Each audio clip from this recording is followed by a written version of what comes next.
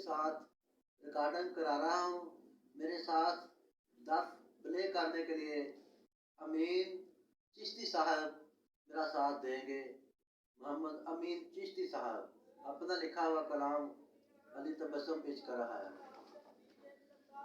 असा का कहना है ना सोने दा लैना है। असा का कहना है ना सोने दा लैना है।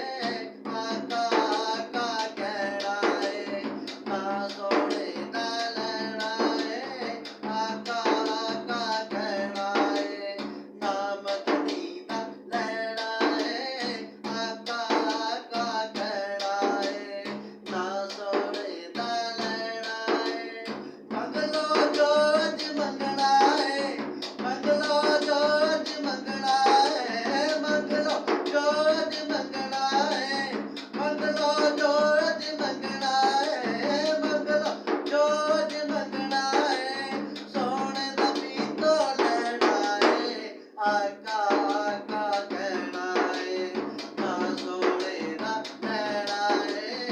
आका आका कहना है ना डोले दा लैना है। आका आका आका आका आका मेरा सोना मदनी। आका आका आका कहना है ना सोने दा लैना है। आका आका कहना है ना सोने दा लैना है। ना माही दा लैना है। आका आका कहना है ना सोने दा लैना है। इश्क नबी विच जीना, इश्क नबी विच मरना। खौफ नहीं गैरत किसे कोल नहीं डरना। इश्क नबी विच जीना, इश्क नबी विच मरना।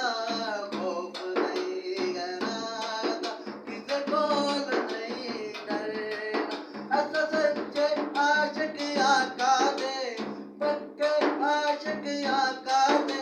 असा सच्चे आशिक आका दे, पक्के आशिक आका दे। असा सच्चे